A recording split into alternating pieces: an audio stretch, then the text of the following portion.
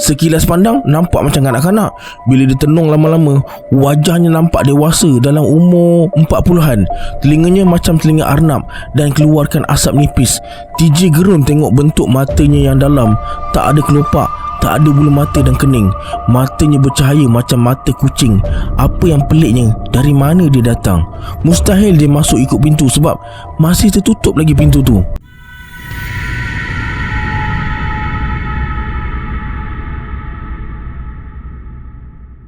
A'udzubillahi minasyaitonirrajim. Bismillahirrahmanirrahim. Assalamualaikum semua, kembali lagi bersama saya Syarul. Terima kasih sebab ada klik video ni. Semoga yang menonton video ni ditambahkan rezeki dan dimudahkan urusan dunia dan akhirat. Okey, hari ni saya akan sambung cerita bercakap dengan jin siri 115 hingga 116 yang mana terlepas siri-siri sebelum ni. Saya akan letakkan link playlist dekat bawah. Sila like, subscribe dan komen dalam video ni. Kepada yang nak join grup Telegram saya dah letakkan link dekat bawah juga. Macam biasa, sebelum saya mulakan, jom kita baca selawat dulu. Sallallahu Rabbuna ala nuril mubin Ahmad al-Mustafa Sayyidil Mursalin. Sallallahu Rabbuna ala nuril mubin Ahmad al-Mustafa Sayyidil Mursalin. Sallallahu Rabbuna ala nuril mubin Ahmad al-Mustafa Sayyidil Mursalin. Tanpa buang masa lagi, jom let's jump to Rabah Surah.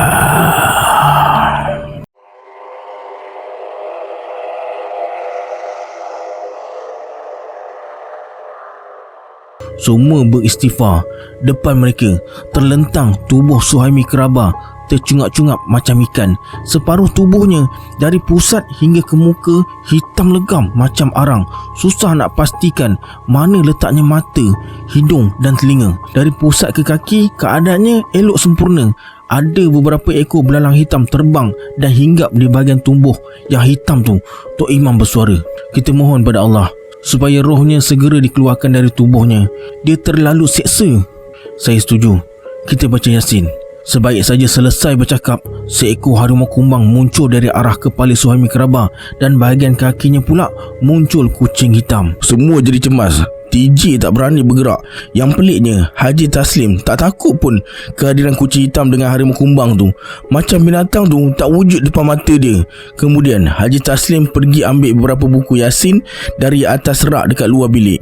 Masa Haji Taslim berada dekat luar bilik tu, TJ macam terpandang Suhaimi Kerabah angkat kepalanya perlahan-lahan.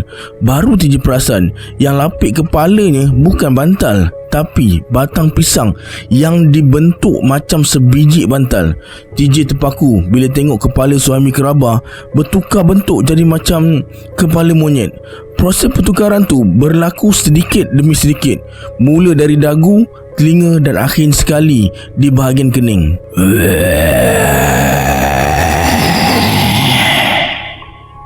Terdengar suara Suhaimi Kerabah macam mawas jantan menderam panjang. Dalam sekelip mata, kepala monyet tu bertukar jadi kepala harimau, terus mengaum gegarkan rumah tu. Datuk TJ dan Tok Imam macam tak peduli apa yang terjadi depan mereka. Haji Taslim datang semula sambil hulurkan surah Yasin pada TJ, Datuk dia dan Tok Imam. Beberapa saat kemudian, mereka mula baca Yasin. Masa tengah baca Yasin tu, pembacaan surah Yasin mereka diganggu dengan beberapa ekor ular sebesar batang kelapa. Warnanya hitam bergerak depan mereka. Disebabkan Datuk TJ, Tok Imam dan Haji Taslim buat tak tahu je, TJ jadi berani. Selain dari ular besar tu, binatang berbisa yang lain pun ada menjelma, macam kalajengking, lipan, lebah dan tebuan. Bacaan Yasin yang pertama selesai. Masa bacaan kali kedua tu, Suhaimi Kerabah terus menjerit sambil tendang ke kiri dan ke kanan. Mereka semua tetap teruskan pembacaan sampai 7 kali. Ketika itulah semua binatang buas yang berkeliaran hilang. Suhaimi Kerabah tercungap-cungap, dadanya yang hitam berombak-ombak. Haji Taslim bisik dekat telinga Suhaimi Kerabah nak ajar dia mengucap, tapi sedaya upaya Suhaimi Kerabah palingkan mukanya ke arah lain, macam tak nak dengar apa yang dibisikkan oleh Haji Taslim. Tiba-tiba Suami kerabat terus duduk dan tolak Haji Taslim sampai jatuh tertungging. Suami kerabat renung tajam ke arah Datuk TJ. Tak semena-mena, suami kerabat terus rebah dan meninggal dunia. Haji Taslim bangun sambil tutup mayat suami kerabat dengan kain hitam. TJ pelik. Belum pernah dia dengar salakan anjing mendayu-dayu macam menangis waktu malam tengah hari rembang tu. Bunyi gagak, rancak berbunyi, bunyi ayam jantan dan betina bertalu-talu. Kemudian Datuk TJ buka kain penutup mayat suami kerabat dan baca sesuatu. Disebabkan Tok Imam dan Haji Taslim bergerak ke ruang tengah, TJ pun ikut sekali. Tinggallah Datuk TJ seorang diri dalam bilik kecil tu. Mereka bertiga duduk bersipuh dekat anjung rumah. Lolongan anjing, bunyi gagak dan ayam berangsur kurang. Masa inilah Haji Taslim ceritakan tentang persahabatan dia dengan suami kerabat. Menurut Haji Taslim, mereka berkawan bukan setahun dua. Dia kesiankan suami kerabat dan nak bawa dia ke jalan yang benar. Tapi dah terlambat, kata Haji Taslim. Dia jumpa suami kerabat di Pulau Kampoi. Kemudian mereka pergi ke Pulau Nia yang terletak di hujung Pulau Sumatera. Mereka menuntut ilmu dunia. Bila rasa masih kurang, mereka terus mengembara ke pelosok Pulau Jawa, berguru dan cari ilmu dunia. Masa dekat Pulau Jawa, mereka selalu ulang-alik ke Bali.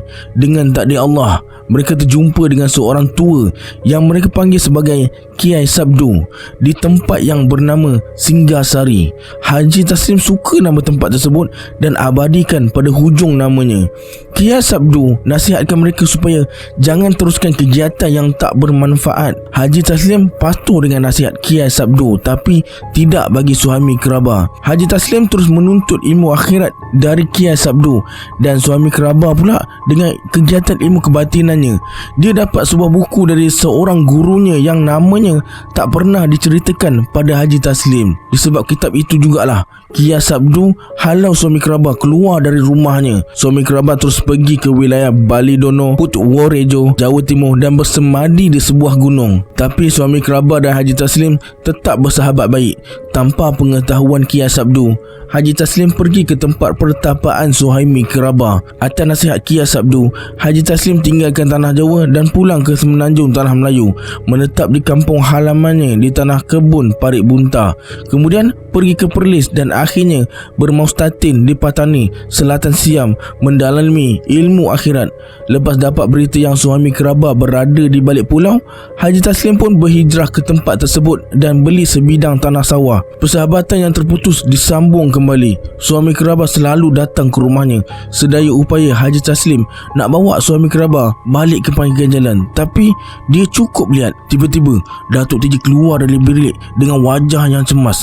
Kata Datuk TJ, mayat suami kerabat bangun nak terkam dia dan ada binatang-binatang bisa berkeliaran atas mayatnya. Kemudian Datuk TJ, Tok Imam dan Haji Taslim duduk berbincang dan hasilnya Tok Imam ditugaskan untuk pergi ke masjid bagi tahu orang ramai tentang kematian suami kerabat. Mandi mayat dan kafan Datuk TJ dan Haji Taslim uruskan. TJ cuma jadi pembantu mereka. Selesai solat Zuhur, solat jenazah dilakukan di masjid kampung tersebut. Akhirnya jenazah suami kerabat selamat dikebumikan. Mereka terus pulang ke rumah Haji Taslim. Masa inilah Haji Taslim buka cerita. Kata Haji Taslim, suami kerabat jadi marah dengan kedatangan seseorang ke kawasan balik pulau nak halang kegiatannya, dan orang yang datang ni bukan calon-calon orangnya, ada ilmu dunia dan akhirat. Sebelum dia tunduk pada orang yang datang tu, dia nak uji dulu. Tapi suami kerabat kesal sebab Tok Imam tolong orang tu. Dia hormat Tok Imam. Datuk TJ nampak resah dan dapat agak. Orang yang dimaksudkan tu dialah. Datuk TJ datang balik pulau ni pun bukan nak cari musuh, sekadar nak penuhi permintaan mak perai je. Tiba-tiba mereka terdengar bunyi batuk dan bunyi orang berjalan dekat bilik arwah suami kerabat. Bunyi tapak kaki orang melangkah tu semakin lama semakin dekat. Kemudian pintu bilik ditolak dengan kasar. Semua tertumpu ke arah pintu bilik dan muncul suami kerabat yang dah dikebumikan berdiri dekat pintu. Badannya sempurna, mukanya tak hitam pula. Dia pandang tepat ke arah Datuk TJ.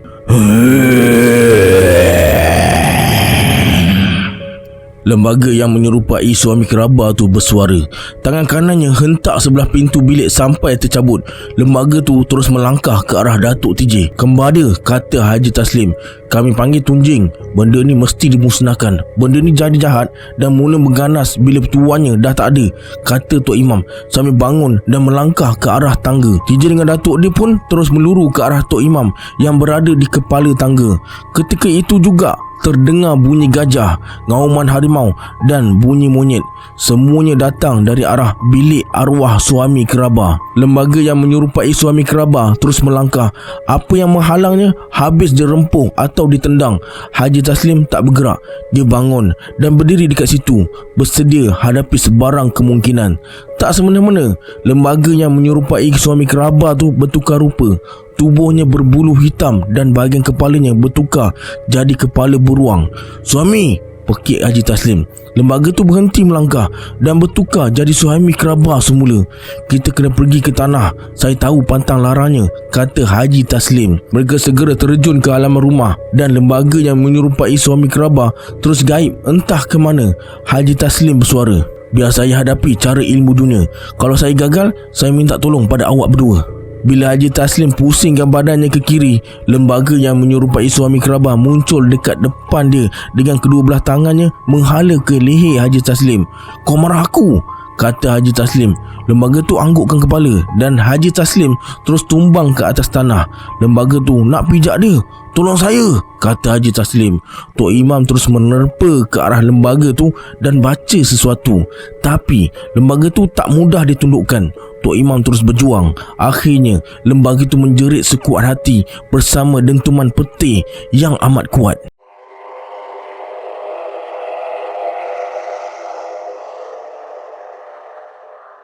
Dentuman petir tu membuatkan telinga TJ jadi pekak kejap.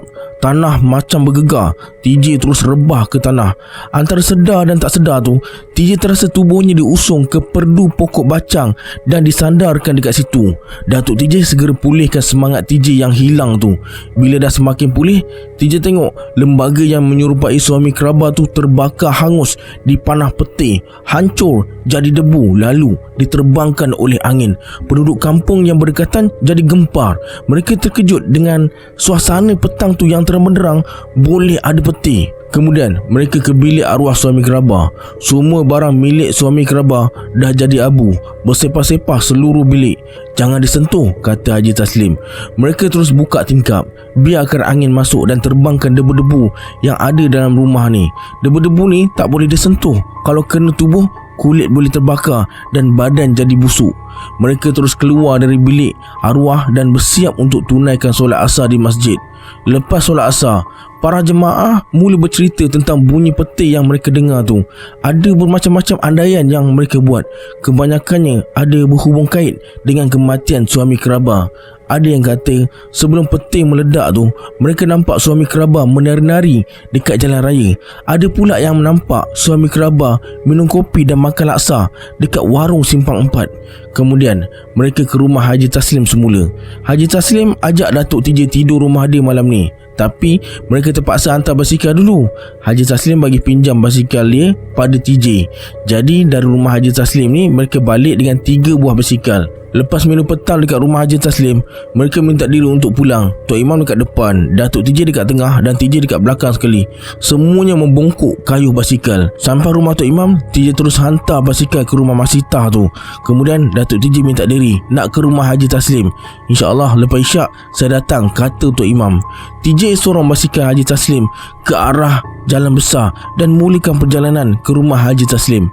Sampai je dekat rumah Haji Taslim, tiba-tiba TJ terus lompat turun dari pelantar basikal. Datuk dia tak dapat kawal basikal dan terbabas ke arah perdu pisang. Nasib baik Haji Taslim ada. Tak adalah marah sangat Datuk dia. Kalau tak memang dah kena si TJ tu. Mari naik, pelawa Haji Taslim. Sementara tunggu masuk waktu maghrib, TJ duduk dekat anak tangga sambil pandang ke kawasan hujung sawah. Datuk dia dengan Haji Taslim terus berborak panjang dekat anjung rumah. Lepas solat maghrib, mereka baca Yasin sampai waktu isyak. Bila solat isyak baru nak mula, TJ terasa lain macam ada sesuatu yang tak dapat dilihat bergerak bebas dalam rumah tu. Bulu roma terus meremang. Datuk TJ bersuara, "Itu perasaan kamu je, Tamah." bukan perasaan. Benda tu memang ada. Pedulikan. Kita sembahyang dulu. Lepas bagi salam, TJ terasa bahu dia macam dipegang seseorang. Dalam keadaan tergamam tu, terasa macam ada orang bersalam dengan dia. Tangan TJ digenggam erat sambil digoncangkan beberapa kali. Ada hembusan nafas di pipi. Lepas habis bacaan doa, TJ terus bersalam dengan Haji Taslim. "Kamu kurang senang sebab diganggu ke Tama?" kata Haji Taslim. Belum sempat TJ menjawab, tiba-tiba ada orang bagi salam. "Assalamualaikum." Mereka semua pandang ke arah pintu yang tertutup rapat.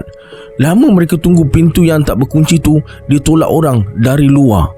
Pedulikan, mari kita baca surah Al-Kahfi, kata Haji Taslim. Tak lama kemudian, terdengar lagi orang bagi salam. Dan muncul seorang budak lelaki dalam usia 8 tahun, berkain cawat, rambutnya dicukur bersih. Bahagian belakang kepala ada setumpuk jambul. Panjang jambul tu sampai ke punggung. Sekilas pandang nampak macam kanak-kanak. Bila ditenung lama-lama, wajahnya nampak dewasa dalam umur 40-an. Telinganya macam telinga arnab dan keluarkan asap nipis. TJ gerun tengok bentuk matanya yang dalam. Tak ada kelopak, tak ada bulu mata dan kening. Matanya bercahaya macam mata kucing.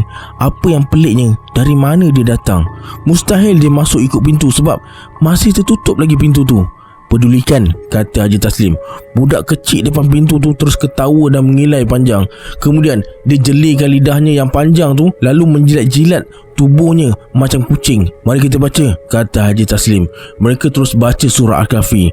Makin lantang suara mereka baca, makin kuat ketawa budak kecil tu sambil menari dan melompat-lompat depan mereka. Sesekali dia tukar taktik dari ketawa kepada menjerit dan akhirnya menangis tersedu-sedu macam budak kecil lapar susu. Alright, sampai sini dulu sambungan cerita ni. Kita berjumpa di video akan datang. Saya Syarul. Assalamualaikum. Adios.